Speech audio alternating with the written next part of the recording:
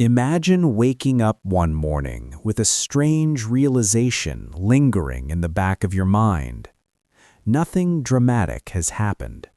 The world outside your window looks exactly the same sky, the same sounds of distant traffic, the same unfinished thoughts quietly waiting for you.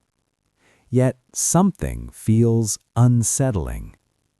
You begin replaying the patterns of your life, the arguments that repeat themselves with different people but strangely similar emotions, the habits you promise yourself you'll break yet somehow return to, the memories that hurt you the most yet are the ones your mind visits most often. And then a disturbing thought appears. What if your suffering isn't entirely accidental? What if somewhere deep inside your mind, a hidden part of you is actually choosing it? At first, the idea sounds ridiculous. Human beings want happiness. That's what we tell ourselves. We chase comfort, security, love, success, and peace. Entire industries exist to help people escape pain.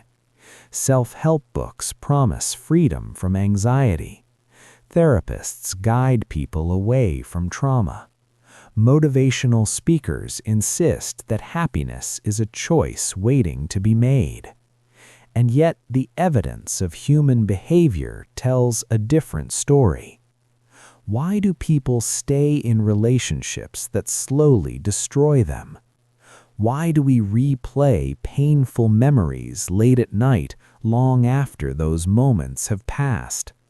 Why do we sabotage opportunities just as life begins to improve? Why do we cling to problems even after solutions appear? If happiness is what we truly want, why does the mind repeatedly return to suffering? Think about the moments when life becomes calm, when the chaos temporarily disappears. No conflict, no emotional storms, no overwhelming worries. For a brief moment, it feels peaceful. But then something strange happens. A quiet discomfort begins to emerge. The calm starts to feel unfamiliar, almost unnatural. Your mind begins searching for something to disturb the silence. A worry about the future, a memory from the past, a hypothetical problem that doesn't even exist yet. Soon enough, the tension returns, and strangely, it feels normal again. Why would the mind prefer tension over peace? Why would it recreate the very suffering it claims to want to escape? Look closer at how people talk about their struggles. My anxiety, my trauma, my toxic relationships, my bad luck. Pain slowly becomes identity. It becomes a story about who we are. And once suffering becomes part of identity, letting go of it can feel like losing a part of yourself. Imagine carrying a heavy backpack every day for years. At first, the weight feels unbearable, but over time, your body adjusts. The weight becomes familiar. You learn how to walk with it. Now, imagine someone suddenly removes the backpack. You should feel lighter, free, but instead you feel unbalanced, because the weight, painful as it was, became part of your sense of stability. The human mind often prefers familiar pain over unfamiliar freedom. Peace demands something that suffering does not: responsibility. When suffering defines your life, there is always something to blame: circumstances, other people, bad luck, the past. But peace removes those excuses. Peace forces you to confront yourself. It asks uncomfortable questions. Who are you without your struggles? Who are you without the story of being wounded, unlucky, misunderstood, or broken? This is where the paradox begins to reveal itself. The mind may not consciously want suffering, but a deeper layer of the psyche may depend on it. To understand this strange attraction to pain, we have to explore the hidden architecture of the human mind. Centuries ago, thinkers began noticing something peculiar about human nature.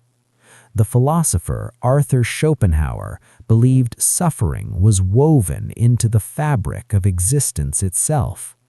According to him, human life is driven by endless desire. When desires remain unfulfilled, we suffer. But even when we achieve what we want, satisfaction fades quickly, leaving us searching for new desires. The result is an endless loop. Desire, temporary satisfaction, then emptiness. This endless loop keeps the mind restless, always reaching for something else, never fully at peace. But another thinker saw something even deeper. Friedrich Nietzsche believed suffering was not merely something humans endure. He believed it was something we actively transform into meaning. According to Nietzsche, human beings are capable of turning pain into identity, struggle into purpose, and hardship into a story about strength. In other words, suffering gives life narrative. Without struggle, many people feel lost. And then there was the revolutionary psychologist Carl Jung. Jung believed the human psyche contains hidden aspects of ourselves buried in the unconscious. He called this the shadow, the darker parts of our personality that we avoid confronting. But here's the unsettling part. When the shadow remains unconscious, it quietly shapes our behavior. It influences our decisions. It attracts certain experiences. And sometimes it pulls us towards situations that recreate emotional pain we've experienced before. Not because we want to suffer, but because the unconscious mind seeks familiarity, even if that familiarity hurts. This is why people who grow up in chaotic environments often find themselves drawn to chaos later in life. Why someone raised around emotional instability may unknowingly seek partners who recreate that same emotional atmosphere. Why someone familiar with rejection may unknowingly behave in ways that invite rejection again. The mind learns emotional patterns early in life. And once those patterns become familiar, the psyche begins to recreate them automatically. Psychologists call this repetition compulsion, the unconscious attempt to relive unresolved emotional experiences. It is the mind's strange way of trying to resolve something that was never fully understood. But instead of healing the wound, the pattern simply repeats again and again and again. Over time, suffering becomes a loop embedded deep in behavior. Not because the mind enjoys pain in a simple sense, but because pain becomes predictable, and the human brain values predictability more than happiness. From a neurological perspective, the brain is not designed primarily to make you happy. It is designed to make you survive.